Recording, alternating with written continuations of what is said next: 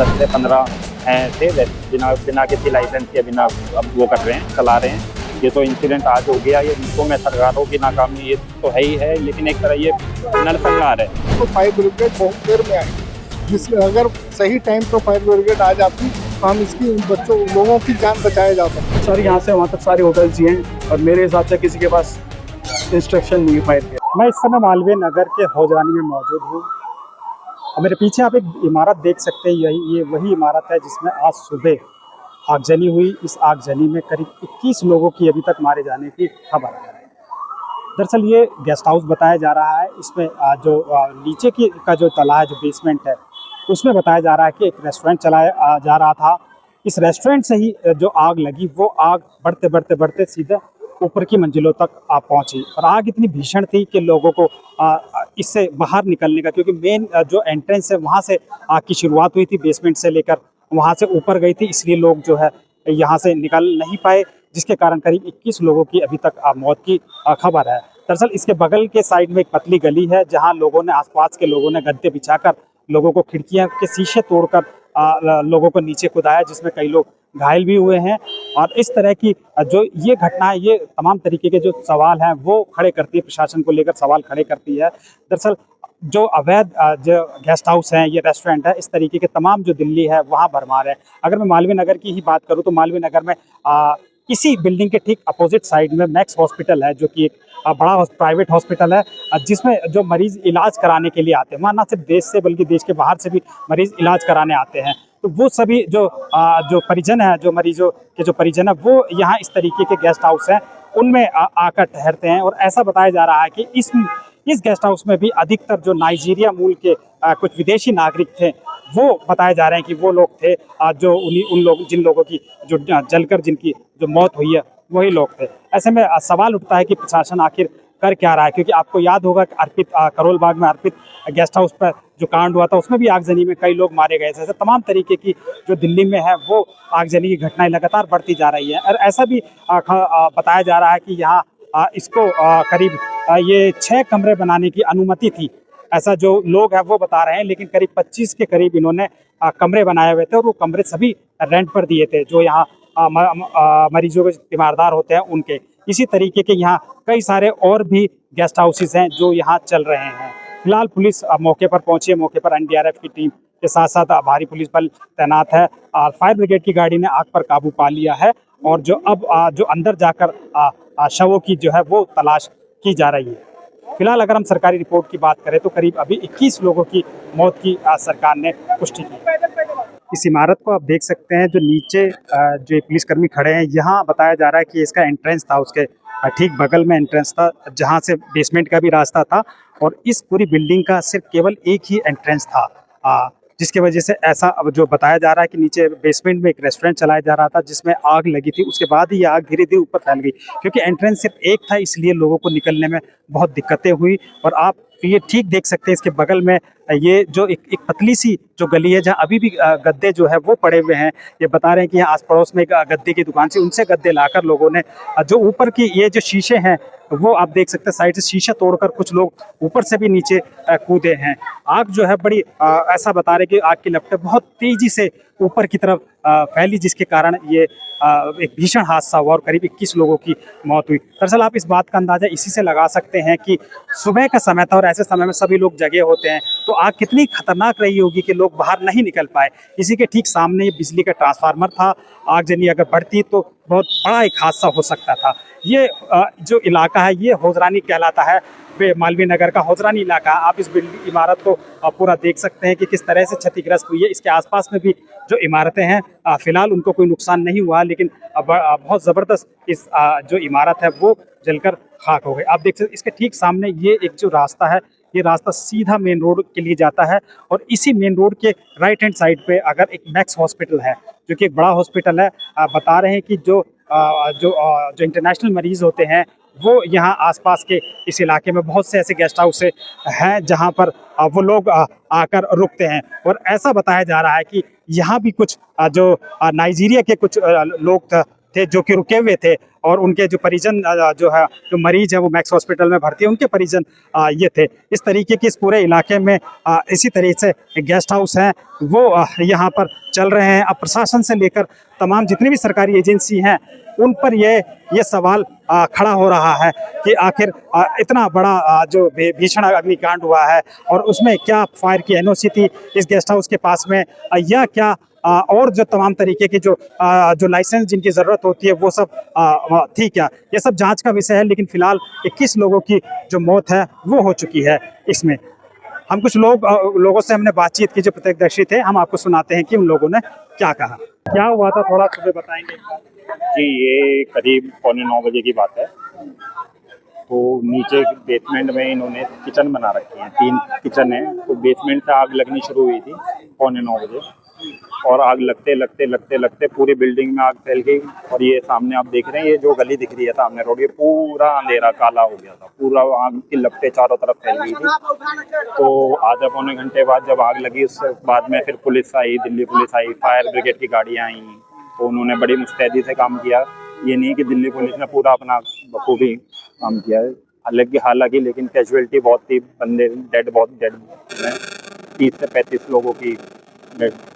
3-4 बंदे तो हमने ही निकाले अपने हाथों से जो कि मर चुके थे, और एक बांग्लादेश के थे, हॉस्पिटल मगर फादर के लिए इलाज के लिए आए थे, 2 बेटे थे, 20-21 साल 25 साल के, बेचारे दोनों जल के मर गए, और फादर मैक्स में एडमिट है, फादर के इलाज के लिए आए थे।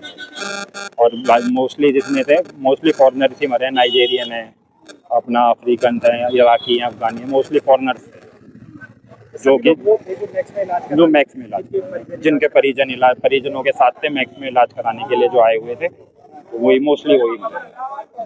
तो ये कब से चल रहा था ये जी 4-5 साल से, इन्होंने 4-5 साल से पहले बनाया था ये, उससे पहले भी कई आप इस रोड पे 10 से 15 हैं ऐसे बिना किसी लाइसेंस के, बिना अब वो कर रहे हैं, चला रहे हैं। ये तो इंसिडेंट आज हो गया, ये तो मैं सरकारों की नाकामी ये तो है ही है, लेकिन एक तरह ये नरसंहार है, ये सरकारों की वजह से, और इन्होंने पहले एक्शन कार्रवाई की जाती तो ये सब इतना बड़ा हादसा नहीं होता।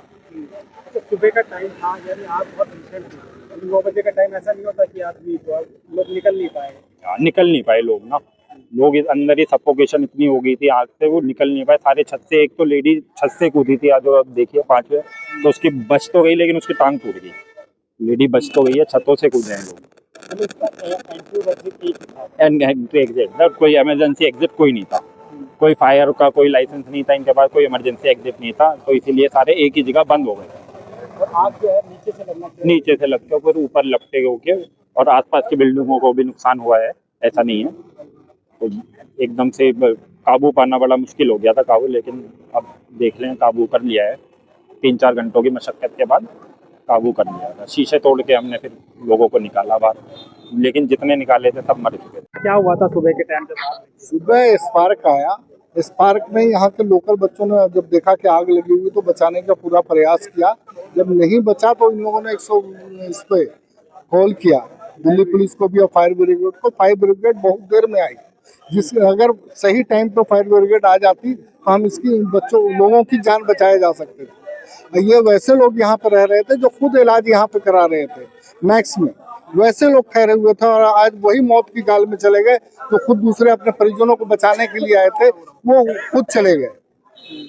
तो जो समय पर फायर ब्रिगेड वगैरह लोग, हाँ, और कितने लोग होंगे इसमें उस समय? देखिए अभी तक तो आंकड़ा करीब 40 का आ रहा है, लेकिन 35 हैं, 35 लोग हैं। 35 लोगों की मौत है। जी जी जी। तो आप थे उस समय जिस समय आग? नहीं, हम लोग उसके बाद आए हम लोग, लेकिन ये सब वहाँ उसी टाइम से थे यहाँ पे, समझे। इन लोगों ने काफी बचाने का प्रयास किया, गद्दे वगैरह फेंके जहाँ पे आग लगी हुई थी। तो नीचे क्या बेसमेंट था? बेसमेंट से आग लगी? हाँ, बेसमेंट भी था, लेकिन ये बेसमेंट में नहीं, फर्स्ट फ्लोर पे था, ग्राउंड फ्लोर पे ही रेस्टोरेंट। वो आग नीचे से लगी है? नीचे से लगी। 35-40 कमरे हैं इसमें। 35-40 कमरे? जी, पीछे फायर एग्जिट का कुछ है ही नहीं, सिस्टम ही नहीं है इनके पास। अंदर से लॉक कर दिया, बात खत्म हो गई। अगर ये सही रेस्टोरेंट वाले सही समय पे जाग जाते तभी ये दुर्घटना नहीं होती। हम जितना दूसरे को दोष दे रहे हैं, उतना जो हमारे यहाँ जो गेस्ट रह रहे हैं हम उनके लिए भी तो ख्याल रखेंगे कि हमें क्या करना चाहिए और क्या नहीं करना चाहिए। क्या हुआ था? तो सर मैं तो सुबह आया था, लोग बाग कूद रहे थे, हमने गद्दे भी बिछा दिए थे काफी। मैं तो अभी आया हूँ दोबारा से, काम से चला गया था मैं। मेरे पास वीडियोज है, मैंने खुद बनाई थी। काफी लोग हमने गद्दे बिछा के खुदवाए भी सर। बट वो जो वहाँ पे ना एग्जिट पे जो इन्होंने शटर पे ताला लगा रखा था। हाँ, और जो एक एग्जिट तक वो था इनका, वहाँ से जहाँ इनकी कैंटीन है वहाँ से इनका एग्जिट था, बट वहाँ से लोग आगे निकल नहीं पाए। कुछ लोग कूदे भी, मेरे पास वीडियोज है, मैंने बनाई थी। और जैसे ही शीशा तोड़ा, एकदम आग और भी फैल गई नीचे से। जैसे शीशा तोड़ा ना कि धुआं ना जाए ऊपर, वो तो ऊपर तक चला गया सर। बिल्कुल बहुत बुरा हाल था। लोग कूद गए, लेडीज मेरे सामने कूदी, उसकी दोनों टांगे टूट गई। एक निगरो 3rd फ्लोर से कूदे, बच गए, बट वो खड़े हो गए थे कूदने के बाद में सर। बहुत बुरा हाल था। मेरे समय है, इनको एनओसी कैसे दे रखे फायर ब्रिगेड वालों ने। कितने मंजिला था ये? सर मे बी 4 मंजिल होगा, मेरे हिसाब से तो 4 है गारंटेड। 4 से 5 है, सुना है 6 कमरों की परमिशन थी, जो भी है मुझे नहीं पता। इतने सारे लोग रहते, मरने वाले ज्यादा हैं, दिखा कम रहे हैं लोग अभी। अच्छा, ज्यादा लोगों की मौत। जी तो आग की लपटें कहाँ दूर तक दिखाई दी? सर, ये मानिए एकदम ही बिल्कुल एकदम जैसे ब्लास्ट सा होता है ना, शीशा फोड़ने के बाद ऊपर तक चले गए। मैं 2nd फ्लोर पे, एक लेडी और जेंट्स थे, इधर भी और इधर। ने कहा कूद जाओ, गद्दे बिछा दिए तो कूदे नहीं सर। एकदम इनको आग के लपेटों ने ले लिया सर। तो इस इलाके में कितने इस तरीके? सर यहाँ से वहाँ तक सारे होटल्स ही हैं, और मेरे हिसाब से किसी के पास इंस्ट्रक्शन नहीं है फायर के। क्या हुआ था? सर यहाँ पे मैं सुबह 9:30 बजे से देखा था। यहाँ पे काफ़ी सारी डेड बॉडीज निकाली थी। यहाँ के पुलिस वालों ने भी बहुत ज़्यादा हेल्प करी थी। पुलिस भी आ गई थी, बहुत सारी पुलिस थी। फायर ब्रिगेड के भी बहुत सारे लोग थे, और यहाँ के माली नगर के भी बहुत सारे लोग थे, जिन्होंने सबने मिलकर, काफ़ी सारे लोगों ने बहुत सारी डेड बॉडीज निकाली थी। काफ़ी सारी एम्बुलेंस मैंने खुद अपने आंखों से देखी है। जाता भी एक एम्बुलेंस में कम से कम 2 लोग भेजे गए हैं, और बहुत सारी यहाँ पे देखी थी मैंने। काफ़ी सुबह से मैं यहाँ पे खड़ा था।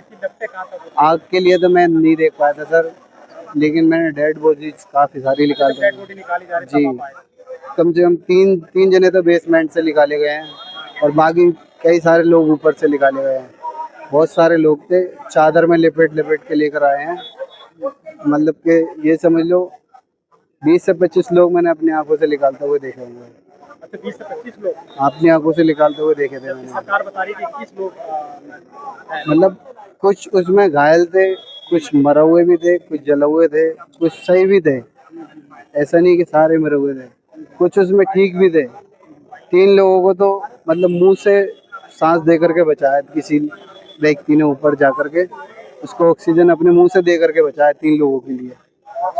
हाँ जी, यहाँ पीछे से भी लोग कूदे, खिड़की से भी लोग। हाँ जी सर, वो जगह नहीं थी ना आने के लिए, तो यहाँ पे पास में एक गद्दे वाला है, उसने अपने गद्दे बिछा कर रखे थे कूदने के लिए। जो कूदे थे उनकी किसी की टांग भी टूटी है, किसी का हाथ भी टूटा है। काफ़ी सारे लोग ऊपर से भी कूदे हैं, शीशा तोड़ गए। मेरे साथ दिल्ली नगर निगम में नेता सदन और स्टैंडिंग कमेटी मेंबर हैं। उनसे पूछते हैं कि घटनास्थल पर वो पहुंचे और लोगों से जो बातचीत कर रहे हैं। जी, क्या है, थोड़ा जानकारी बताएं इसके बारे में। देखिए, बहुत दुखद घटना है, और जांच के बाद ही पता लगेगा कि कैसे लगी, क्या लगी, पुलिस का विषय है ये। और अगर एमसीडी का कहीं कोताही है तो वो भी जांच के बाद ही पता लगेगा, इसका लाइसेंस था या नहीं था, ये सब जांच का विषय है। और फिलहाल तो उन परिवारों के प्रति सांत्वना है हमारी कि जिन्होंने अपने प्रियजन खोए हैं, और ये दोबारा ना हो ये घटना, ऐसी कोशिश एमसीडी करेगी दोबारा।